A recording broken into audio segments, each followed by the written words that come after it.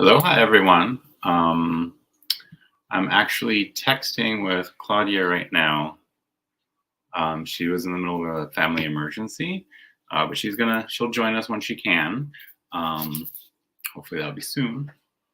If not, that's okay. I totally understand. So for those of you who don't know, today we will be talking about the Sacred Mothers and Goddesses Oracle by Cloudia Olivos. It's a 40-card deck embodying the goddess energy of multiple cultures. So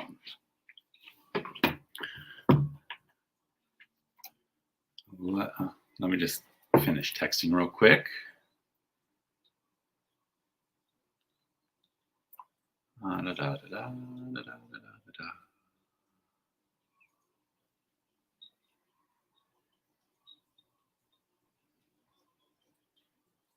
Okay. So when she's able, she'll join us. You hate those family emergencies, don't you? So aloha. Let's say hello to some people. Hi, Lisa Rhodes. First one in. Asphasia Rising. Hi, Beth. D's Enlightened Edits. Aloha, welcome. Let's see. Nice necklace. You make the one with the seashell. No, this I got when I was in Belize. I actually bought it from a woman who is Mayan, and then wore it while I was in the Mayan underworld. So kind of my connection to that. So yeah. But this necklace I did make, yes. Oh, thank you. Yes, the shirt. Since we're talking about goddesses, I had to wear, oh wait, wrong way. I had to wear a goddess shirt.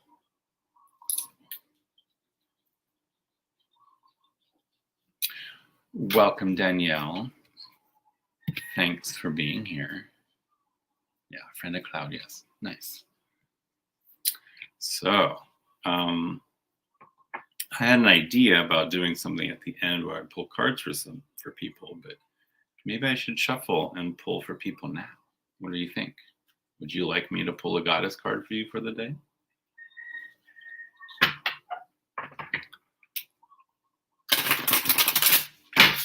Oh, thank you, Beth. Yes, the one I made actually, a lot of these beads here, the bigger round beads, were from 2 bracelets of mine that broke. You know, I always have gazillion bracelets. And when I was gonna put them back together, they told me that they didn't want to be bracelets anymore. They wanted to be together in a necklace. So I created this necklace that's ocean jasper and charoite, which were the bracelets. And then of course there's a few extra things. Always have to throw extras in, right?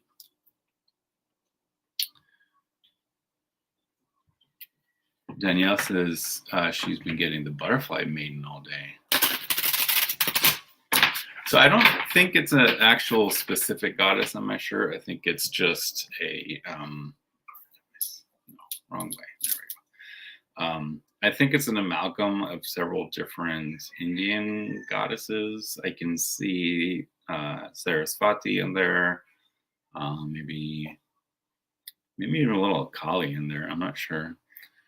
But yeah, it's just, I think it was just a t-shirt, one of those, look, I'm cool, I got a t-shirt kind of thing. So aloha, Tony, welcome. She looks kick-ass. Yes, she does.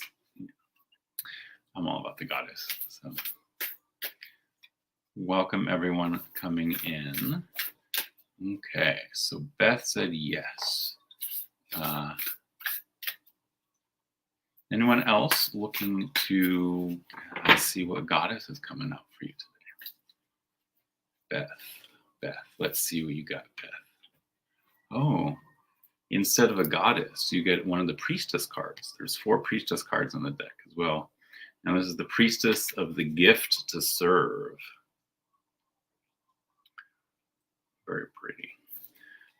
I'm still getting used to the cards a little bit. So, and the funny thing about this deck is I've been wanting it for a while, and I've been meaning to order it, right, from Claudia herself. But Yes, Durga. Yeah.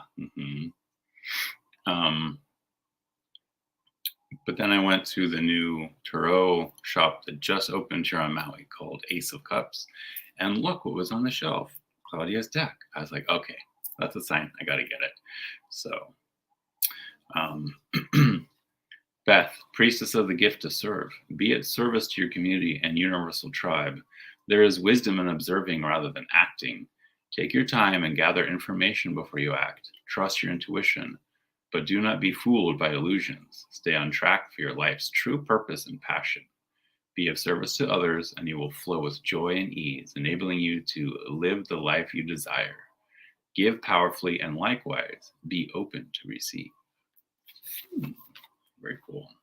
It's a great card, and I don't think I pulled that one out yet. Tony would like one, and Lisa would like one. Welcome everyone coming in. Welcome to the lurkers, and welcome to everyone watching back.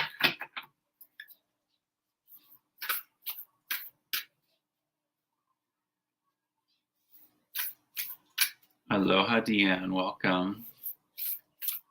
Okay, next we have Tony. What goddess or priestess or mother is coming out for Tony?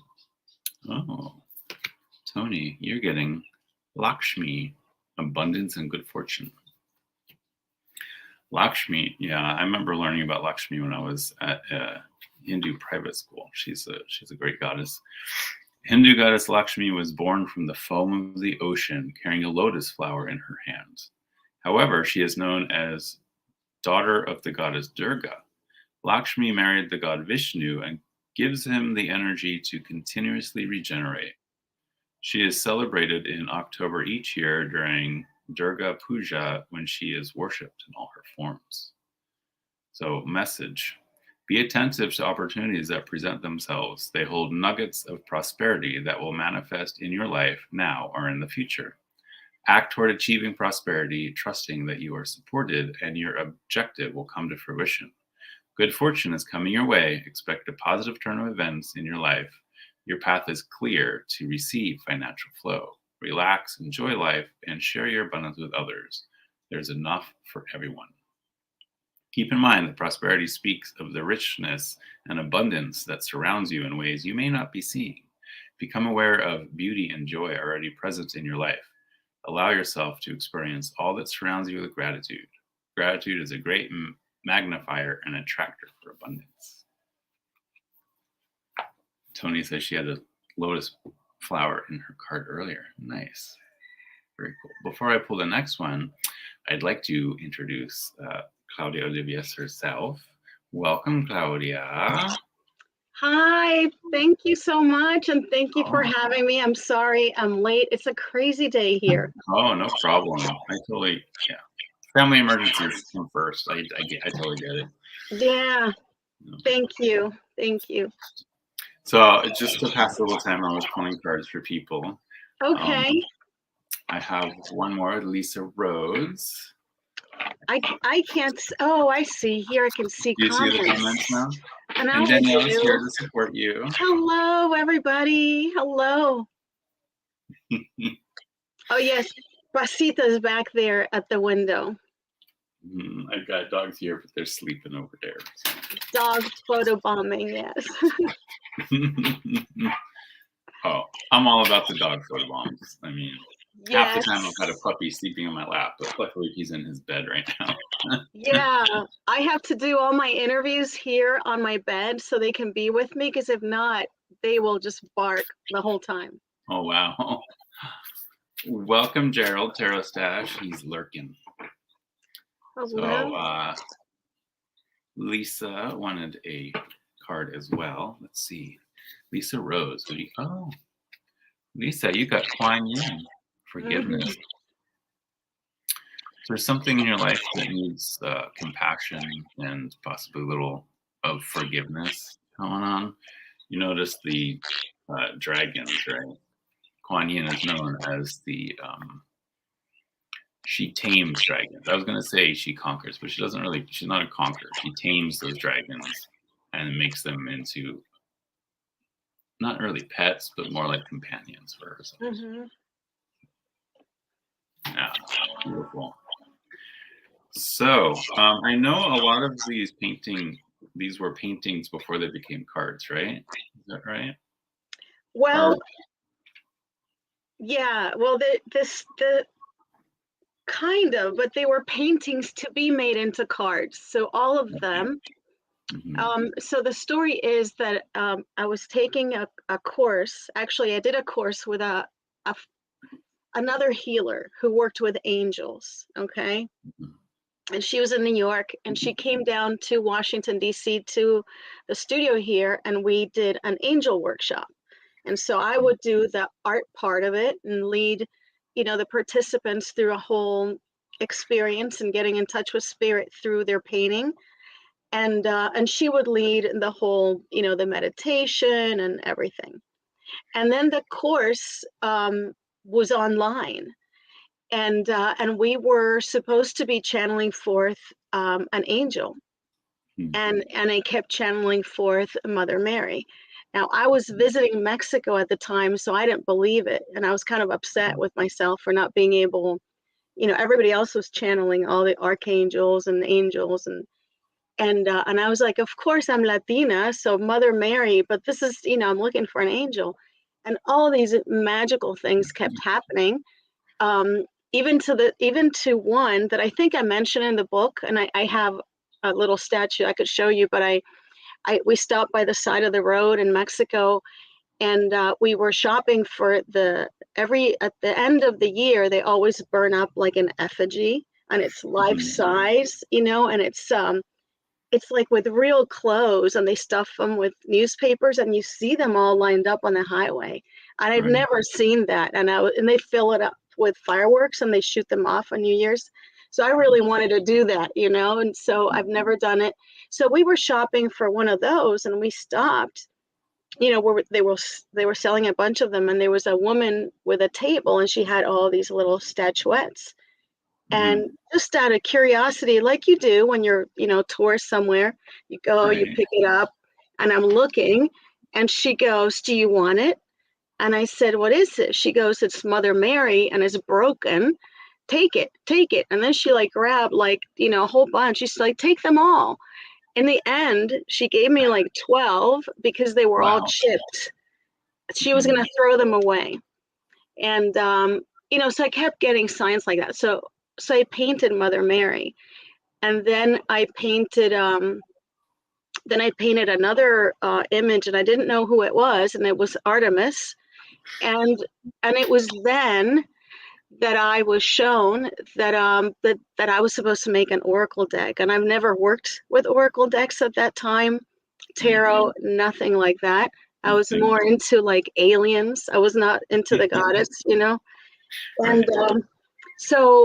so yeah, so they just started coming through for that. Yeah, Mother Mary. Mhm, So she was the first, but she was not. But that was still not the message to create the cards. The message to create right. an oracle deck came through Artemis, which is really interesting that Blue Angel used her on the cover because they chose that. They chose Mhm, her for the cover. Right, yeah. yeah. There was I don't know if you know this, but I had published the deck independently. Independently, hmm right. I Yeah. wanted to get one of those indie decks, but I hesitated Oh, doing it. oh yeah, yeah. So those are great. And that, what's cool about it is that was that's unedited. It has so many Mhm. mistakes. It went through 6 editors with with Wow. Blue Angel. Yeah. So, they took out a lot of stuff, and then we added things, but it's pretty much an unedited version, and that's kind of cool. Mhm. The raw version, right. Yeah, it is, with all the mistakes. It was just friends of mine that corrected, some of my grammar or whatever, Right. gave me tips, so very, very much like homemade. I mean, I'm so glad that it's commercial and with professional work, but I'm really, really, it's cool to have both. Definitely. Claudia, did they come S to me one by one? oh, Oh, how'd I select them? Okay. That's a great question, because it just, like I said, I wasn't really into all of this. I didn't know anything about the goddess. Um, Actually, when I was in college, I signed up for a mythology course, and my mother made me drop out because she's an evangelical. So this is all seen as evil. As a matter of fact, my mother and my siblings have disowned me. They no longer speak to me. Um, it because Oh, of this. Because of this. because you made So it back. That's so yes, crazy. because I paint the goddess. Right. Because this is not okay for them.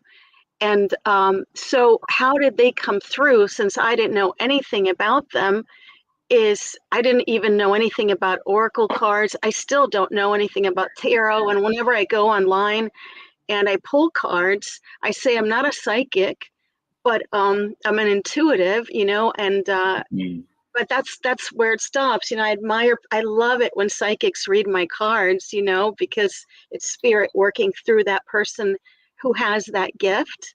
Right. My gift is to channel the energy through how she wants to show herself. So Mhm. most of the time, well, for this deck, the whole deck came through without me ever knowing who was coming through. Okay. Okay. So I didn't select them. Now I'm working on my second deck, and my process has changed. Mhm. So now they show me who wants to be painted, but in a different way. Like I know right now who I'm painting next, because she showed herself through to me. Mm, Because I'm also more surrounded by people who are into it. And my dogs are going to Just start one moment. Let barking. me mute myself. Continue. So tarot and oracle cards with different meanings.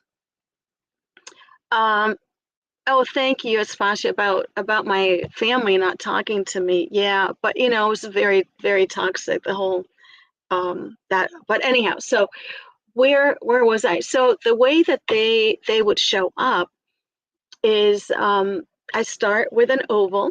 There's the next goddess is coming out right there. So I start with an oval, and then I just begin painting. I begin painting, and they start to show themselves. And because I did not used to know anything about the goddess, what I did is I bought a goddess deck, right? And I mean, it was unbelievable. And then I would have people that didn't believe they would join me, because what I would do is, I had the painting like halfway through or more, sometimes all done. And I would say to somebody, give me a number. And this is using another deck, okay? And I would go 1, 2, 3, 4, 5, 6, whatever number they said. And I would look at it, and I would read it. And then I would look at my painting. And I mean, inevitably, every time, I mean, I get chills now telling you. Every time it was that goddess. And my studio partner, and he didn't really quite believe it. And so I had him, he was be the one choosing the numbers. And like I said, this was at the beginning when I didn't know anything about the goddess, and I was guided by spirit not to research the goddess. So I painted all of the goddesses without research, um, until I was guided to research which is when I was to do the guidebook, and then I looked at the paintings. I mean, they'd already told me who they were, and so then I would look at their story, and I would look at the paintings, and I would be guided by spirit for their symbols and everything. And it took me a long time to to bring all that forth, because it's just a whole different way of working. Like I said, now I still work in the same way as far as the imagery. Actually, I recently published, released Persephone. And Persephone took me like 2 years to paint, because I painted her, and I knew it wasn't right. I knew something was wrong, and I wanted to release her in the spring of 2020, I think, or 21. Anyhow, 2 springs went by that I wanted to release her, and I couldn't. I just knew something, and I didn't know what it was. And then all of a sudden I realized that she wanted that I was trying to portray her as Cora, who is her spring, her spring version, let's say, right? And she wanted to come through as, the Persephone in all her glory as the queen of the underworld, and so then the whole thing. So I'm very much led by them, still by that energy, and then there's a lot of the symbols that come forth that I don't know what they are sometimes, until much later, or sometimes I don't at all. And but I've painted like that way intuitively pretty much all my life. Amazing. Welcome, Chris, Elemental Cartomancy, and Renee, the Tarot Magician. Welcome. Hello, everybody. I love the story of Persephone and Demeter. Yes, also it's very beautiful for mothers and daughters. Yeah, it's a great love story. It's a wonderful story also because many people don't know that there's this whole belief system. Let's say there's been a lot of research into the fact that that Persephone existed, and even previous to, that she was the original one, right? And that Hades needed her to bring her back so that the balance could be there again, but that she was really there even before he was. It's just fascinating. And all these things I learn, after I paint them, so that it doesn't affect so much. And Danielle, who's here, is great at seeing a lot of symbolism, because Danielle knows a little bit about everything. And I know that in Persephone, for example, in the bottom right, there's an image there that I didn't quite know what it was, and Danielle was like, "Oh yeah, it's so many people." And so when I write that guidebook, Danielle, for the second deck, I'm gonna need you to tell me again who those people are in the Persephone painting.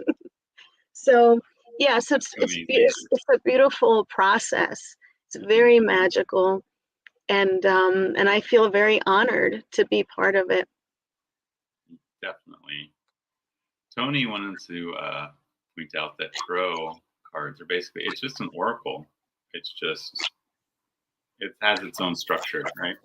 So every tarot deck is an oracle deck. It's got the majors and the minors. Right. The way that I see the difference is tarot is a system, and it's a system that has been there, for a long, long time. And it's a system that you follow, you know what this card symbolizes, right? And then you go from there. Whereas an oracle card does not have a system. And an oracle card, for example, I'll pull one right now, any card, Hecate. So Hecate, every time you see her and every time you pull her, you will see different things there. And when you pull Hecate, I'll pull another one, and I have La Solidol. So then we have these two, right? Wait, here we go. And then you can begin, as my big finger in the way, then you can begin to see different symbols, and just like you would in a piece of art also, like what's standing out to you? Well, the white of the moons is kind of bringing out the white of the skull, right? So then you can begin to think, okay, what does that mean to me? So it's a lot like it's more like dream interpretation, and yeah, and it's something that's very fluid, and you can use it with other cards as well, which is, I'm working on two more oracle decks right now. Beth has a good analogy. Tarot is to ballet, what oracle is to modern dance. Oh yeah, right. Putting it better. Yeah. Mm-hmm. Yes, free flow, very, very individual, and changing all the time changing. And Tony says, I might have missed it, but how do you know who they are when you were painting? She doesn't. Not till after. Yeah, right. Yes, I don't know who they are. And now the process is changed a little bit where sometimes they let me know who wants to be painted next.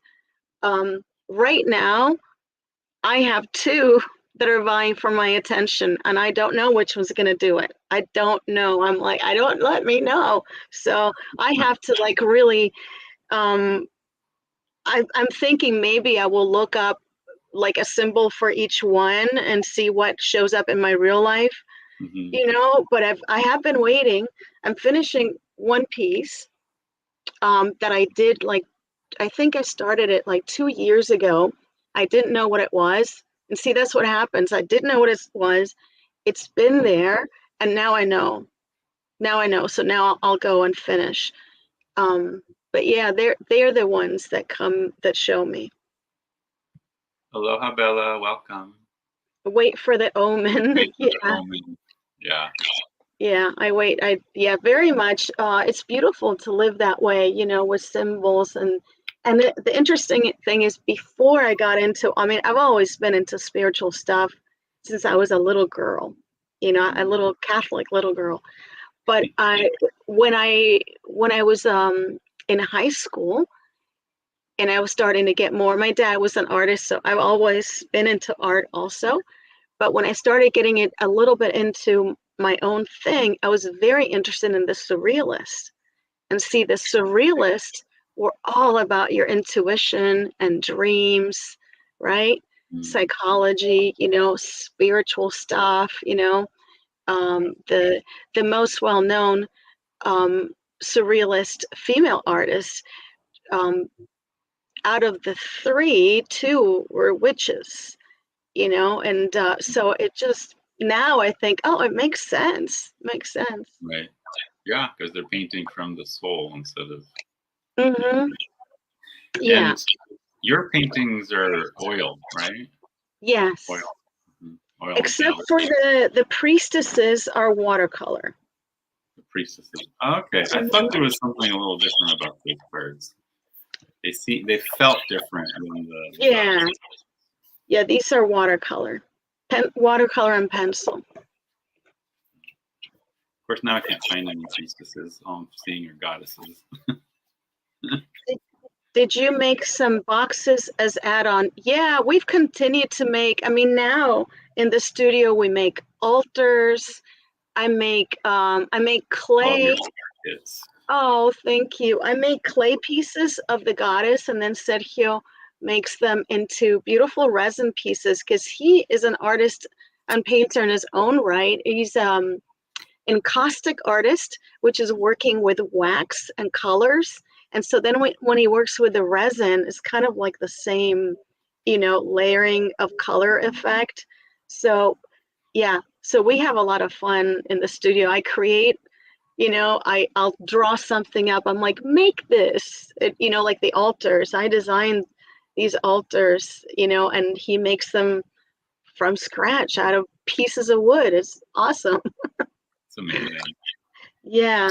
For anyone who's interested, I do have a link to Claudia's website. She's also on Etsy with the same name. Yes, thank you. There's a lot of stuff we don't have on the Etsy store, like the altars and the resin pieces. I always go straight to Claudia's website. Yeah. In the description. If any of my mom could grab it and throw it in, that'd be great. Oh, thank you. Yeah, and this year I started making clay talismans and amulets, and I've had every goddess that I've made as a sculpture, I've made a little talisman with her. And I didn't realize that I had all these little talismanes in front of me. I mean, inside of me, it happened. It was kind of funny because I always make tiny but mighty goddesses and snakes. And this year, I made a few more. And then I went online to my little group of people that always shop from me, and I said, listen, I need to take out the clay. So, do you have something you want me to make? Because I had made a rabbit that had gotten popular, owl, And that's it though. I'd made like 3 different animals. That's it. And they started giving me all these different names. Phoenix, I don't know, beaver. I made foxes. I made a manatee. I made all these crazy things. I And remember then that. Yeah, I loved it. oh, thank you. And then for Christmas, Sergio gave me a spirit animal book that he said he bought before I started making them. Wow. Yeah. Oh, and Beth says, you won't believe this, but right before this live, I was looking online for a goddess amulet. Oh, very cool. Well, I have a few left.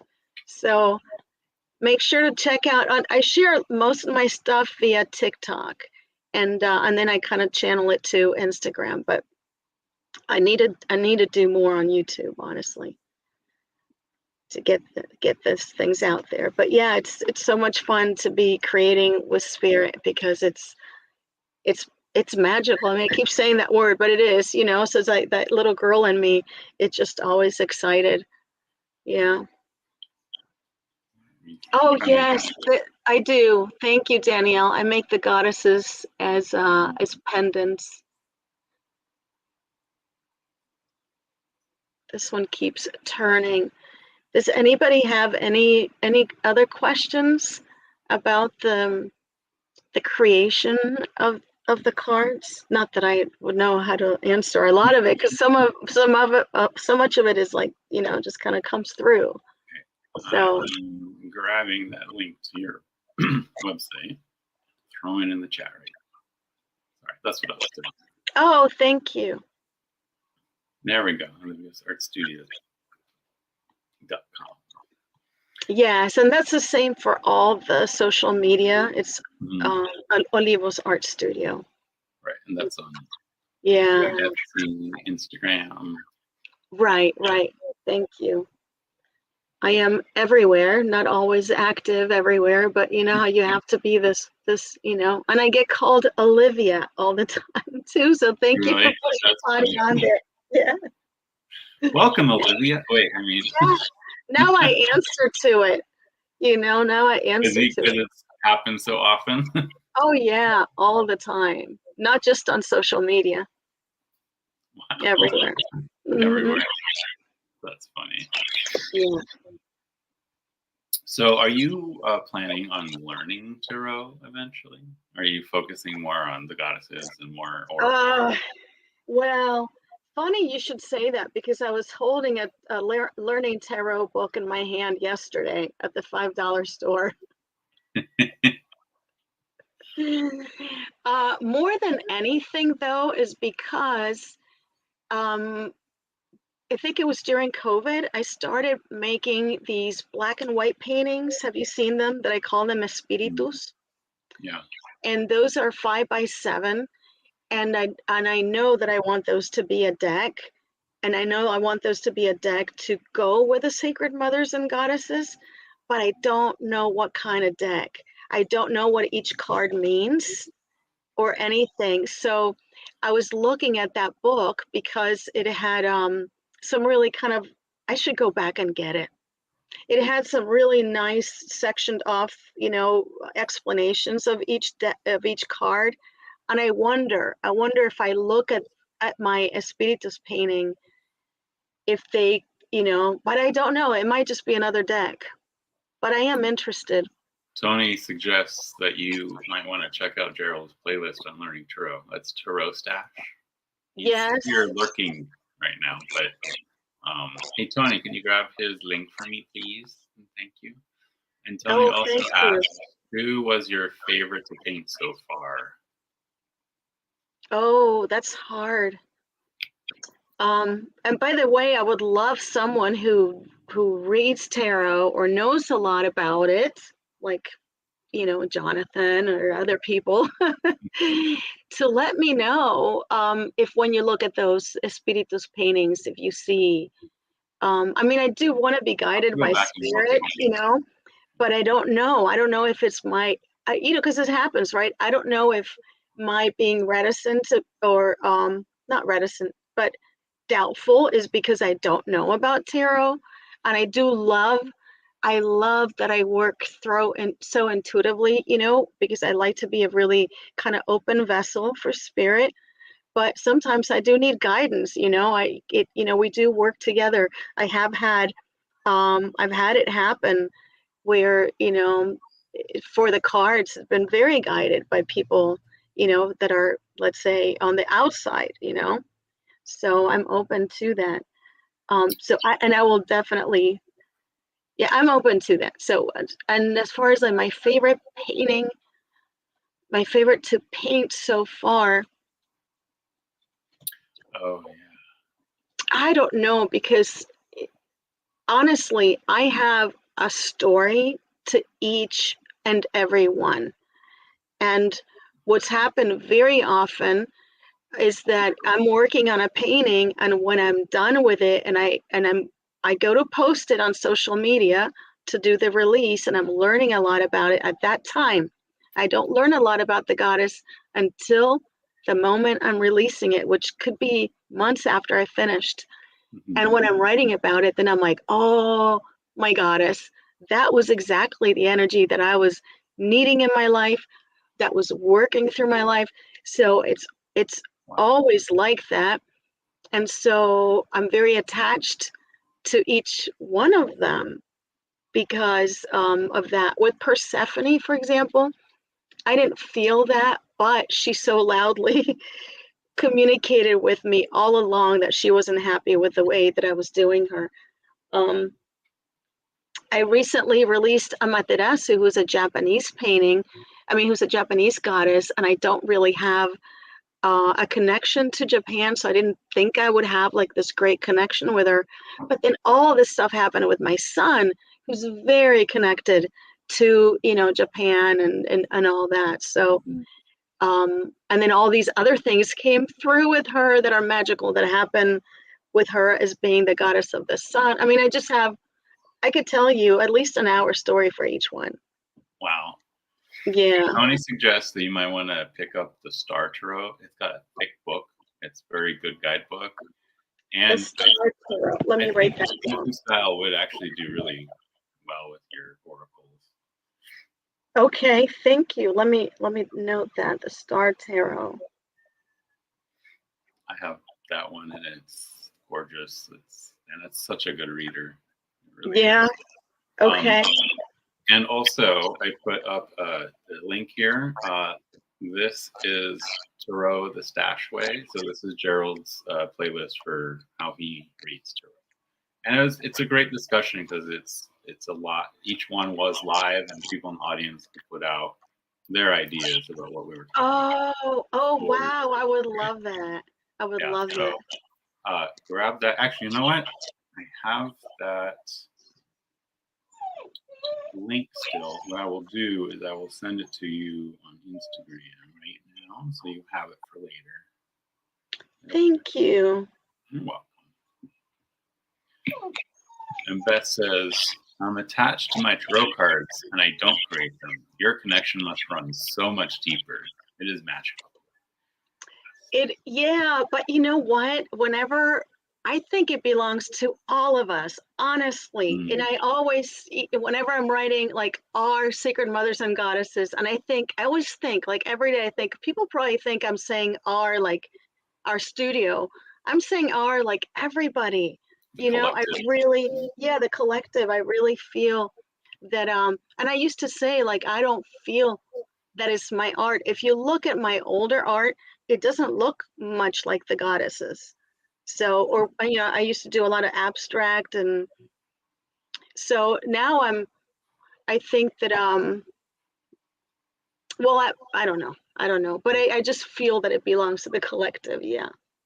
Right. Yeah. So the connection is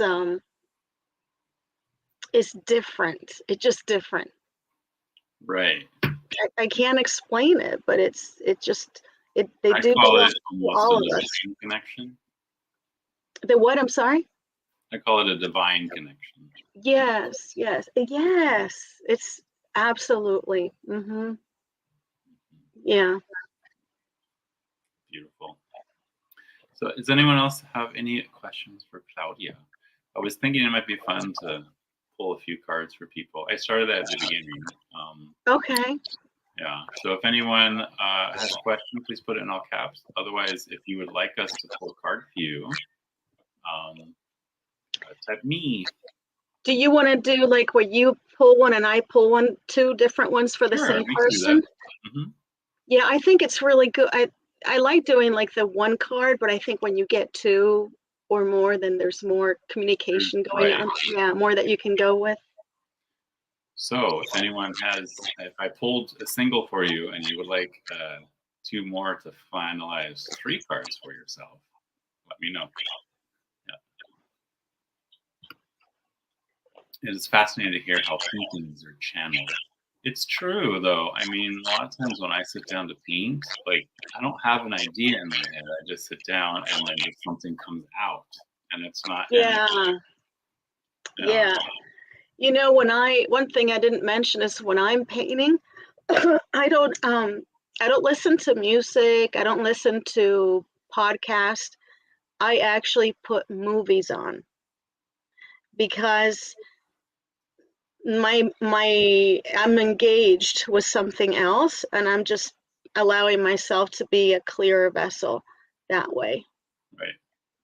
I make sure that they're movies. I do make it point that they're not movies that are affecting my heart, you know. So I don't watch stuff that I feel that it's just my own conviction. I think if you don't think that way, it doesn't matter. But to me, it matters to not be watching like scary or murder stuff. Right. You know, so, but I do that. Yeah, no, I'm done with tearjerkers. I watched enough of those in my life, but I do not watch tearjerkers anymore. So Tony, I pulled Lakshmi for her earlier. Oh, okay. Beginning. So she says, what else do I need to focus on with Lakshmi?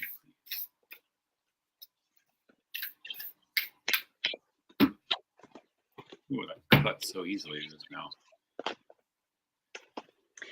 I also don't know how to shuffle cards, so. I have an intro to riffle shuffling on my channel, but these cards, I do a little riffle shuffling and then I do overhand. So, overhand. I can't do that. So Tony, to go with Lakshmi, I got Psyche, third eye knowledge and intuition. And I have Butterfly Maiden with openness and renewal. Both of these go perfectly with Lakshmi. It's about tapping into your inner knowledge without letting other people tell you what to think, really. But at the same time, being open to allowing messages through without feeling like you need to be closed off. So. That's beautiful. See, I don't feel like I have anything to add to that. And I spoke to a friend of mine who was psychic, and I said, you know, I love pulling cards for people because, you know, it works for me and when I work with people. And she said, you don't need to read it, you know, especially because you're the one that channeled it, you know, just you pulling it is enough. So I rest in that. That was beautiful what you read. I wish I could do that though. Well, I am an open channel, and I've actually had people tell me that I don't need the cards, but I've been the cards for so long that it's like it makes it easy for me. Whereas if I don't have the cards, then it's like then I'm second guessing myself instead of just delivering the message. So that's a little crutch that I'm working on is reading without cards.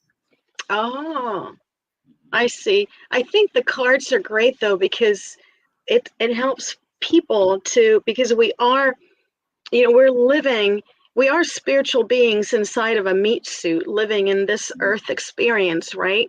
But this meat suit is it's a 3D reality and so that's why from the very beginning, you know, we see cave paintings and we see people making little things out of clay to worship, right? Because we need something tangible because we are in this kind of world right now. Right. So that's what I think. Talking about play, that, okay. So when I was born, about 2 weeks before I was born in Mexico. The house I was born in was built up against the side of this plateau, which turned out to actually be a pyramid. And 2 weeks before I was born, a hiker disappeared. There was like a little mini earthquake, and he said a well opened literally opened under his feet, and he dropped like 50 feet.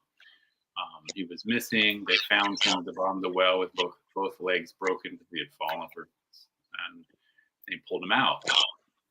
For weeks afterwards, all the little children in the village going up there and looking at the well and finding all these black clay figurines of the well apparently spitting out. And my mom they'd always go and like try and sell them to the tourists or the people living there. And so my mom has like a shoebox full of these figurines. What? And then one day the kids said that they couldn't find the well anymore. It had vanished. So yeah, I need to see. She still has those? I need to ask my mom if she still has those figurines. Yes. What are you? Where is she? There now in Mexico? No, she's in California. She's in California, but she might have brought them. Yeah. Oh wow! Wow.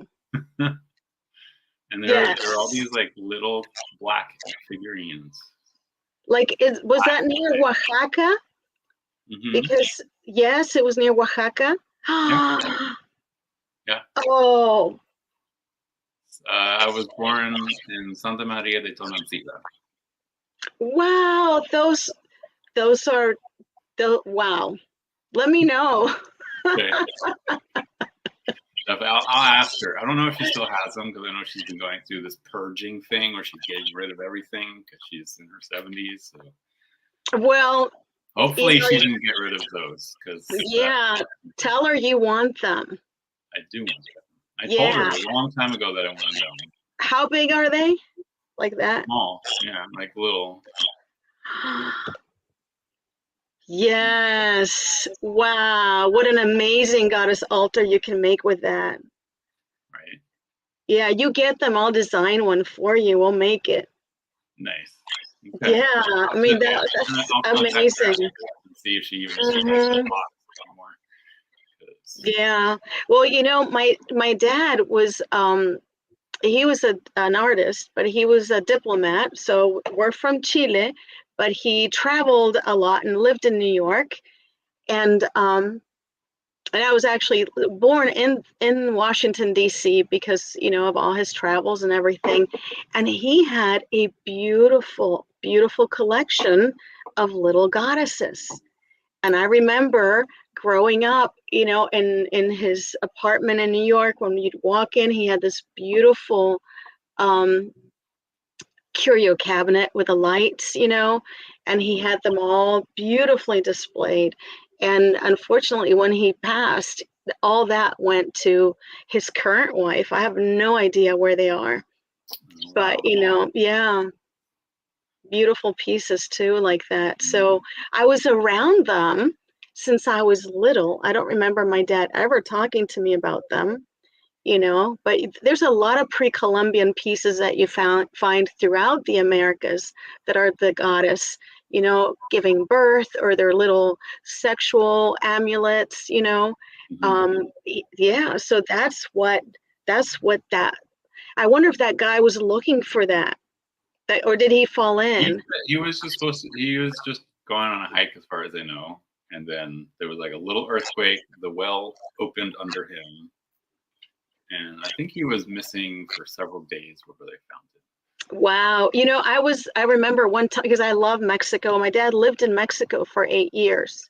So I grew up going to Mexico, not just to see him, but also like all my vacations until he died were in Mexico. So to me, Mexico or a margarita is like vacation. And I remember one time in Mexico, this old lady came up to me and she told me a story sort of like that, not exactly, but and I can't remember, but it was a hole and there were things that were found. And she brought out of her pocket, this like yellowish handkerchief, and she opened it up, and the thing was still full of mud, and I bought it. I have it. It's Uh, like a maybe like a turtle or something about this big. right. Yeah. Yeah. A lot of them were animal figures. Yeah, I don't know if you know, I mean, she could have just made up, you know, put a little bit of mud on something modern. Right. It looks But ancient, that's the thing. and You never know. yeah, but it looks ancient, and I treasure it. But the ones that your mom has sound like Right. that's the real thing. Mm-hmm. Yeah. I really want to know if she's okay. Yes, I really want to know too. I Oh, love curio cabinets too. I have one. I used to manage a pottery shop with Oh, pre-Columbian statues. I'd walk into the shop and feel their energy. wow, that's pretty cool. You know, I didn't know about those things back when I was younger, but when I moved, you know, because I moved to Chile 7 years ago, and I started living half here and half in Chile. So this is my first year being full-time back in the US, although I'm flying next month. I'm flying down there for about a month or two. But there, one of my relatives, like as a welcome to Chile, they gave me a pre-Columbian pot this big. Oh, wow. It's illegal for me to take it out of the country. And they found it in an archaeological site because one of my uncles was an archaeologist. And I'm like, is this from like a funeral, from a, you know, not a funeral, but you know, Sacrifice. where they buried from a, yeah, they would bury people with different things, right? And in the north of, it's from the north of Chile, which the north of Chile has the driest desert in the world. Some people don't know that. So that's where the oldest mummies have been found, and they're found in, you know, an impeccable shape because it's so dry, Right. and also nobody really goes there. So I remember reading about those mummies. One was like a 14-year-old girl, right? yeah, I think that one, She the was latest one that was found, like, yeah, like in the last 5 years, there was one recent one. Yeah, I think so. I yeah. think so. So I have a pot. Maybe I'll do a live when I'm there, and I'll show everybody. I have cleansed it. I have worked with it, and I now have it in my bedroom. And the only thing I worry about it, I can't bring it back here. And if there's an earthquake, I need it to be somewhere safe. Right. You You want know? that shattering. No.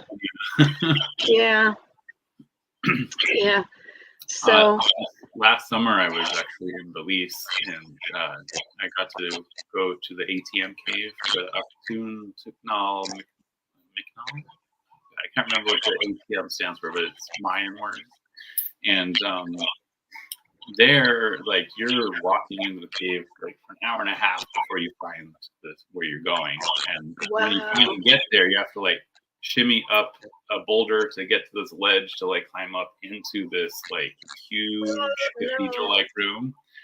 All the all the artifacts and everything are still where they were found. They don't want to excavate. The Belizean government just wants it to be where it was. I know Oh. exactly about those pots because that chamber was full of them, full of these pots. Wow. They had been used as like they brought these pots full of food. They cooked them in the cave for the goddesses or the god and goddess, trying to bring rain because there's famine happening, Yes. drought, right? And then further in you go, there's like animal remains, and then there's human remains, and Wow. everything is untouched, exactly where it's been for the last 1,000 years. And what are they called? The it was the Mayans. It was I forget what the name. It was the rain god. So you know how in caves you get lots of drips happening. Well, this cave also had a river going through it. So they figure if they need the rain, they need to go into the cave where the rain god was hiding to entice him to come out and bring the rain with him. And so they went in and they made food, and that didn't work. So they went further in and they sacrificed animals, and that didn't work. So they went further Yeah. in. So they kept going deeper and deeper into the cave. And so the final thing you see is like up in a, like you have to like climb this rickety ladder to squeeze through a hole next to a boulder, and then you find like this inner chamber where there's two people who were sacrificed and their bones are still there. Yeah, and they've been there for so long. The bones are covered in minerals from the rain. Because every time it rains and rains and rains, the cave fills with water, but it also is bringing in a lot of minerals. So everything in there is like caked with like a layer of crystal almost.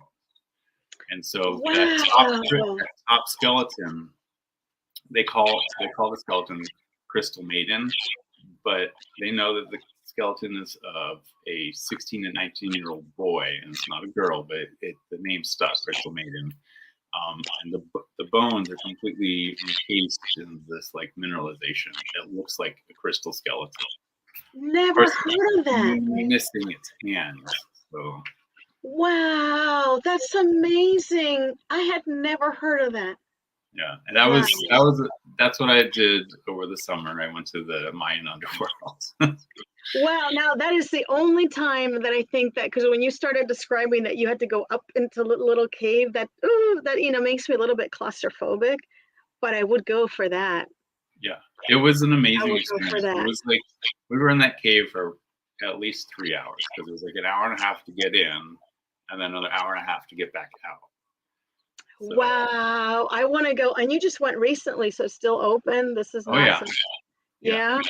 Just Google ATM Cave Belize, and you'll see all kinds of. I wanted to go. I've been wanting to go to Belize since I was a young mom, and I was a single mom, and I wanted to go to Belize. And I remember this is way back when when the paper was something. So it shows you like how old I am. But I wrote the Washington Post. The travel section, is it safe to go to Belize as a single mom, with my young kid? And they wrote back and they published, because you write, you never know if they're going to publish it, but they did. Yeah, but I never went to Belize, and now because I love manatees, is why I wanted to. Yeah. Oh my God, to see manatees! Every day was an adventure while we were there. I bet. And I hear the Did you went snorkeling? I love snorkeling. Barrier Reef, and it was amazing. That's everything that I've read. So now I have more reason to go. Wow. And then we did the Monkey River tour, which is like you get in the boat, you got to go through all these mangroves to get to the mouth of the river. And then there's all kinds of amazing flora and fauna to see. Yeah, I had read about all that, but never about this that you're telling me. Yeah, wow, ATM. The ATM, wow. It's an amazing experience. Yeah. Wow. And you're just allowed to have the clothes on your body. You're not allowed to bring any type of photography equipment, no phones, no nothing. Because, what was it? 2018, something like that. Some idiot dropped his camera and it put a hole in one of the skulls. Yeah. So now there's no cameras allowed, no cell phones, no nothing. Just the clothes on your back, and you have to wear shoes and socks. And then when you're in the cavern, you're not allowed to have the shoes on, so you're just walking around in socks. And there's like pads in there because they don't want you stepping on anything. That's how that makes total sense. I wish they took care of everything like that. Well, and I've never seen anything like it where they leave everything in situ, which means like they don't excavate anything. Everything is exactly where they found it, where it's been for 1,000 years. And then they just bring people into the cave if they want to see it. Yeah. Well, it's an honor that they even let us go in. So. Right. And it's really hard to become a tour guide, and you only can work for a handful of companies. Mm-hmm. I mean, when I was in there, it was packed full of people, but they were good about making sure each group stuck to themselves. Right. the tour guide we were with had us, like, so everyone had these headlamps. He had a flashlight that had, I forget how many colors, but he had like a flashlight that did all kinds of colors. So every once in a while, he's like, I want you to see what it would have looked like to the Mayans. Turn out your headlamps. So we all had to turn out our headlamps, and then it was just pitch black. Can't see anything. And then he turns on his flashlight on the red setting, but have it flickering a little, and he points it at the water so that it reflects up. So you get that reflective kind of flickering, like firelight. It was unreal how many pieces, like, you look over, it looks like a rock, and he's like, everyone turn off the light, and like he shines his light into the water, and the reflection, the shadow of that rock was a Mayan god or goddess. No. Wow. Yeah. Wow. And in fact, I'm pretty sure that now I can't find the card, of course, but when I did the quick unboxing, I pulled a card, and I swear it was the goddess I met down there. Really? Hmm. Well, I wouldn't be surprised because they keep showing. Oh, Ixchel. Oh, yeah. She also comes. She's also a triple goddess, right? She has a crone, a maiden, and mother figure. Mm-hmm. Yeah, all three of her shapes are in that cave. There's a crow. There was like one of the first spots they were trying to feed the rain god's wife, who this is her, and like there was this one spot where there's these three jars. One was upright, one was facing one direction, one was facing a different direction. And he's like, okay, turn out your lights. And then he flipped on the light, and like this rock that they had put the jars next to, the shadow was like this old crone eating. You could like as the light moved, you could see her like laughing and chewing. It was. I'm going this is going on my vision board, which I have not finished. This is going to go on my vision board. And then plans. Yes. There was another little piece of rock. And he's like, okay, let's everyone the lights off. Here's the light.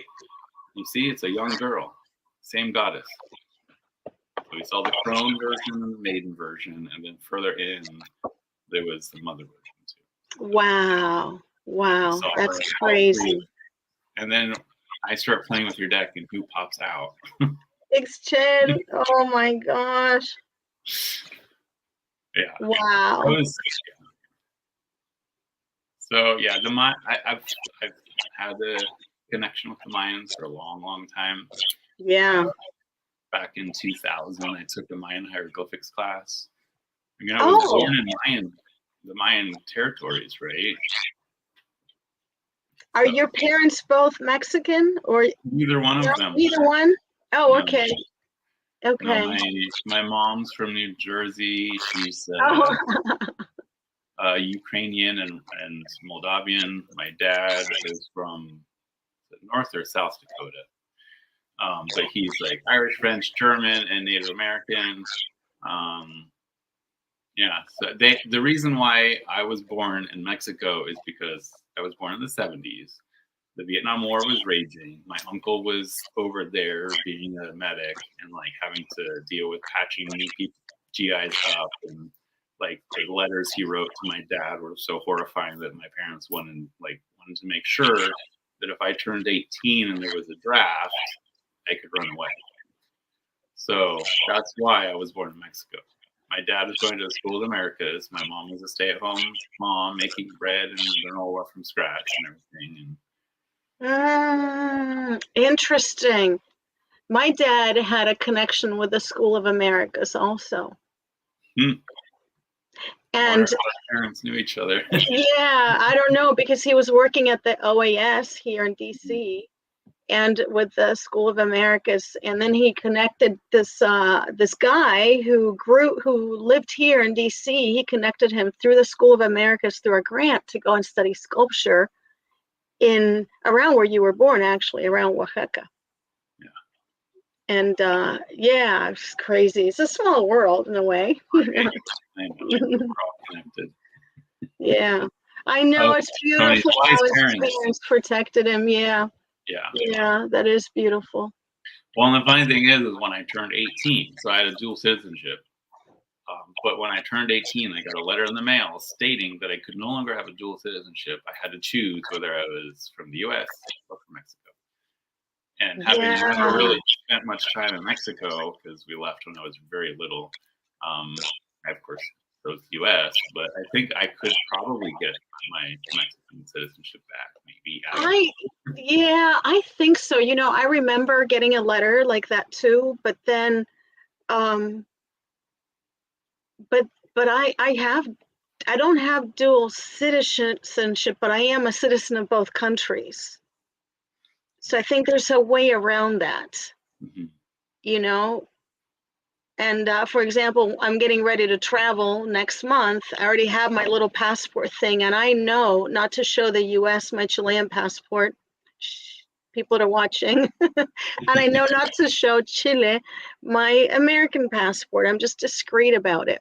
And Right. I go in with one and I come out with the other. And my sister is actually an immigration attorney. And this has been her advice. Yeah. Yeah, that's her advice. So you might want to look into it. Mhm. It might just be with the wording. Right. Well, I think I had to like sign some form giving up. Yeah, I remember that too. Yeah. I remember that too, but I'm telling you that now I have both. Now you I have have to. both passports. I don't know if that, I don't know how that works as far as like your citizenship, but I think that means you're a citizen, right? If you've got passports for both, Mm. right? I don't That's know. right. That was an immigration, and that's what you do, right? You use the passport of the country you're going into, right? Yeah. Well, when I was not doing that for a long time, and for years, my sister years, just 5 or so years ago, she's like, well, you are doing it this way. I was like, no, I can never remember which one I use. Sometimes I've had to pay, because I used the wrong one. So they're like, you overstayed your welcome. I'm like, no, no, no, here, take this one, you know? Right. So, yeah. So my It's sister, complicated, isn't it? yeah, my sister, she's an immigration attorney. She's like, no, you're not doing that. So I'm better about it now. I go in and out with the right one. Oh, that's interesting. Beth says you can have a passport without being a citizen. Yeah, see, I think so, because I think that in Chile, you have to live there for a year and before they reinstate my citizenship. I think that's what it is. And since I was there for a year, they reinstated it. But now that I'm leaving, I don't know how it'll be.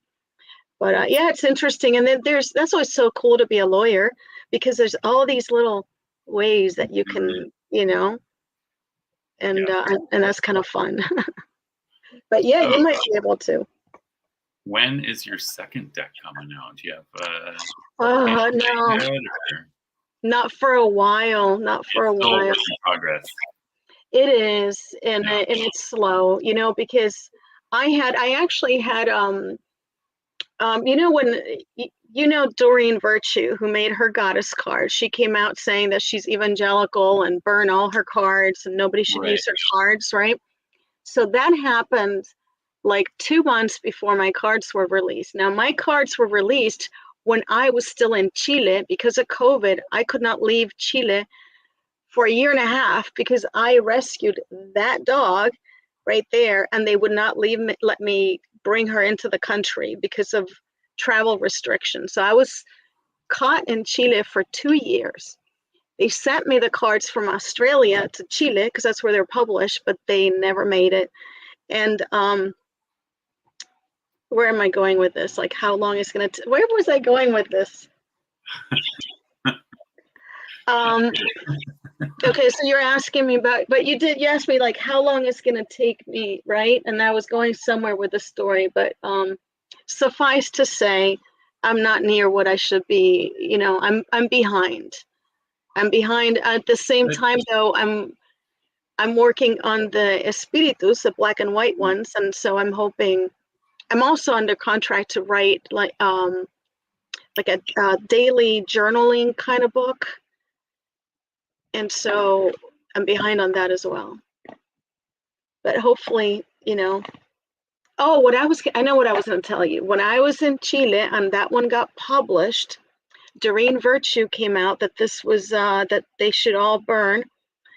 And Hay House contacted me. They contacted me about publishing a second deck.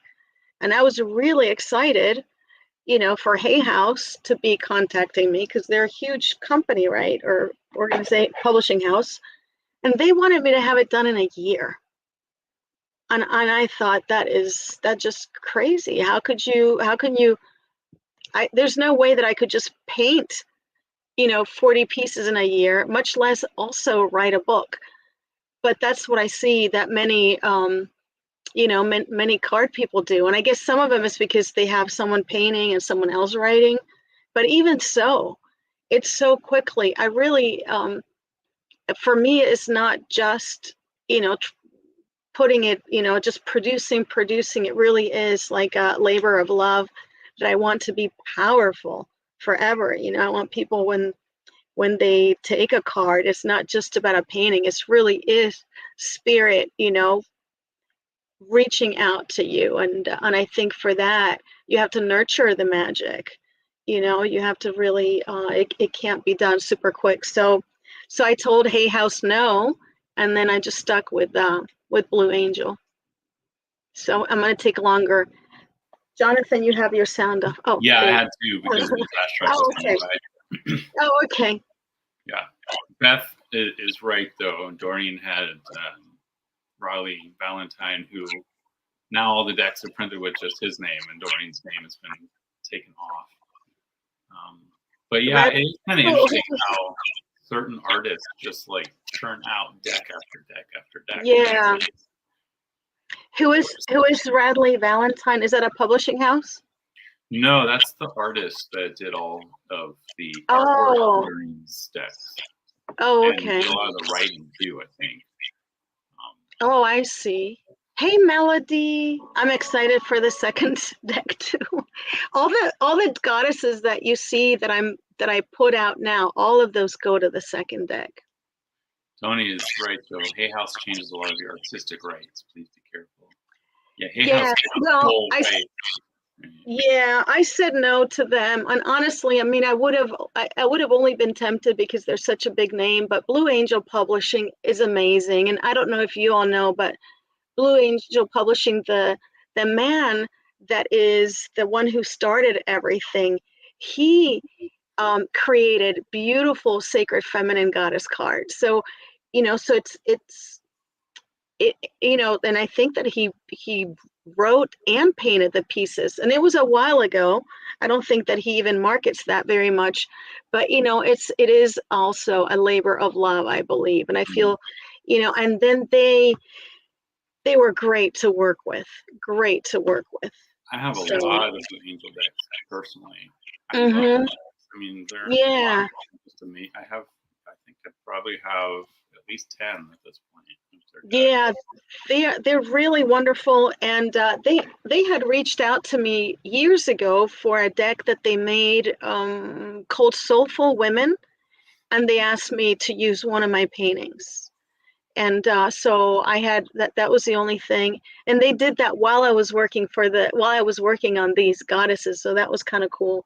And they also, I don't know if you know this, Jonathan, but during COVID, I wrote a children's book that they're going to publish. I know you were in the process. Yeah. So I'm waiting to see. I don't want to push them though, because I'm taking so long with these that I feel like I can't say, "Hey, where's my book?" when they're going to go, "Where are the cards?" So I'm waiting. But yeah, hopefully, I'm hoping in the next 2 years. But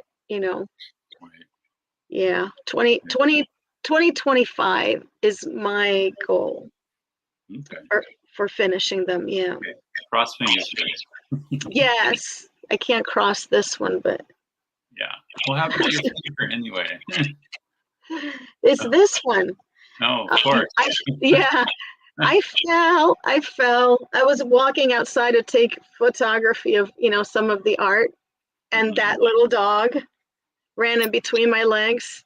like 3 times. As I'm trying to catch myself, I'm always caught myself, and then she ran the other way, almost the other way. It's like a car, slow motion. Oh my Yeah. God. Pets, gotta love them. I know.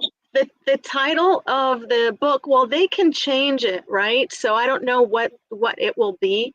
I just named it Lupita is Afraid. And it's actually a little Mexican girl living in the US, and it's a book that's about friendship and accepting one another's spiritual and cultural beliefs. So she's afraid of Halloween, and all of her little she's afraid of Halloween, and she's afraid of all the costumes and everything. But at the end, near the end, you see her dressed up as Day of the Dead, which would be very scary for a lot of people here, right? And so the lesson is that, just love each other for who we are, and not be afraid of things that we're not familiar with. And then there's a little bit there about venerating our ancestors. Right. Mm-hmm. That's yeah. Yeah, I can't wait for it to come out, So thank you so much, Claudia, for coming and joining me. This has been a wonderful chat. Oh, thank you for having me. Anytime. Thank you for waiting for me. And oh, no problem. I understand. Family comes first when you have a family emergency. Yes, it's a crazy morning. Crazy morning. Well, I'm glad you were able to join us. Thank you so much. Yes, it was good. It was really good. Thank you for offering to reschedule. But and I thought about it, and I thought, no, it's good. It's good because you disrupt the energy of, like right now, what am I gonna do? I'm just gonna be getting deeper into like the stuff that's going on. But this conversation I knew was gonna bring me into different energy. Right. So thank you for that. And I'm really grateful. The Spirit is not the first time that the day is going, to hell in a handbasket, and then I get and then Spirit's like, okay, wait, you need to take care of this, which takes your energy away from that. And so I just want to take the opportunity to remind everybody that we are more powerful than our thoughts, and we can redirect them, and so we don't suffer needlessly, because stuff is not going to change just because I'm worried. Right. Yeah. Well, 90% of suffering is not even stuff that's real. It's all. Yes, exactly. So thank you for the energy disruption. So next week, I'll have you come join me for a talk about the Endless Oracle. So I look forward to talking to him. He's also the one that created the Ink Witch Tarot. And this one's kind of cool because it's the way it's made. When you lay out the cards, it creates like not a diorama, like a panorama kind of. Oh, it's a continuation. It's a continuation. For the whole deck. All the cards have like a little bit of darkness on the bottom and sides. See, so when you lay them together, they become a picture. Oh, how cool is that? I love those. Very nice. This was a Kickstarter. He also has copies on his Etsy store. And yeah, it's going to be cool. I haven't really got, I've been playing with it. And I love his Ink Witch Tarot. So I'm looking forward to that chat. I like the name of it too. Oh, thank you, Tony. So tonight we have a tarot lesson with Tarot Stash. Well, it's my morning. And that's Gerald Tarot Stash. I think he's going to be talking about the majors, if I remember right. Yes, never-ending stories, exactly. Yeah. And I think he's working on a matching tarot deck called the Endless Tarot, where it's the same thing, where when you lay it out, it's one giant picture that just keeps stretching. So cool, very cool. It'll be fun. So thank you, everyone, and thank you. One moment. Aloha, ahuiho, and have a wonderful day, everyone. Hopefully, I'll see you at Tarot. We'll lesson. 40 minutes from now. Yes, that's why I wanted to wrap things up. Right. So give us a chance to chat after, and then make sure to see you guys in about 40 minutes over at Churro Stash. Aloha.